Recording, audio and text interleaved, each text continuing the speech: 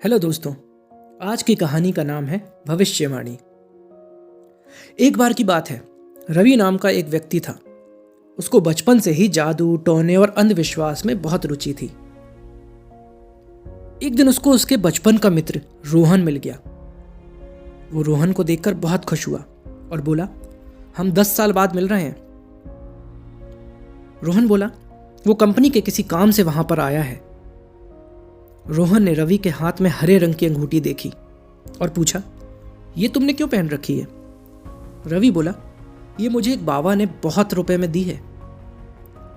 वो बोल रहा था कि इससे मैं बहुत बड़ा आदमी बन जाऊंगा। रोहन ने पूछा कि फिर ऐसा हुआ? रवि बोला, अभी तक तो नहीं हुआ, लेकिन जल्द ही कुछ जरूर होने वाला है। इसके बाद रोहन चला गया। एक दिन रवि को रास्ते में एक पोस्टर चिपका हुआ दिखा, जिसमें लिखा था कि 5,000 रुपए दो और अपना भविष्य जान लो।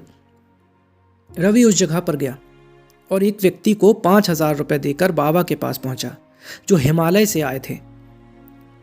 रवि ने बाबा से पूछा, मुझे ये जानना है कि मैं सफल इंसान कब बनूंगा। बाबा ने रवि को बताया कि वो कभी भी सफल इंसान नहीं बनेगा, क्योंकि वो 2 महीने में मरने वाला है। रवि ये सुनकर बहुत दुखी हुआ। उसको इसके बाद रात भर नींद नहीं आई। वो अगले दिन बैंक गया और सब कागज भरकर 1 करोड़ का लोन ले आया। उसने इससे एक बड़ा घर बुक किया और गाड़ी ले आया। उसकी बीवी ने जब गाड़ी देखी तो बहुत खुश हुई।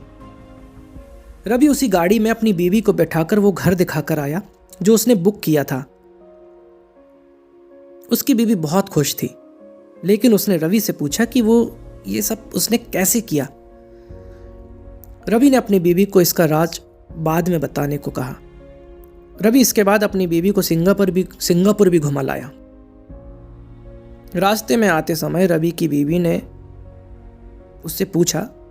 रवि बोला कि एक बहुत बड़े बाबा ने बोला है कि मैं 2 महीने में मरने वाला हूं। रवि की बीवी यह सुनकर बहुत रोई। रवि बोला, ये सब उसने बैंक से लोन लेकर किया है, जो कि रवि के मरने के बाद किसी को भी चुकाना नहीं पड़ेगा।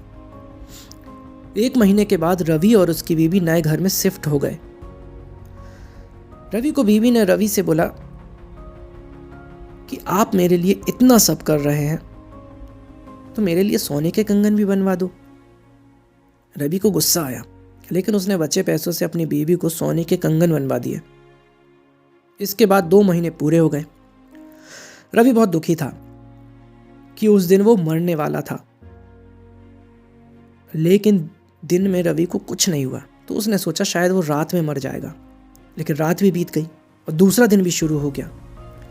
रवि और उसकी बीवी बहुत खुश हुए, पर इसके बाद बैंक से रवि को फोन आया कि वो जल्दी से किस्त के 1 लाख रुपए भर दे, नहीं तो वो उसके घर पर आ जाएंगे। रवि को पता चल चुका था कि बाबा ने उसको बेवकूफ़ बनाया है और इन सब अंधविश्वास में कुछ भी नहीं रखा है। उसने निर्णय लिया कि वो घर और गाड़ी बेचकर लोन चुकाएगा।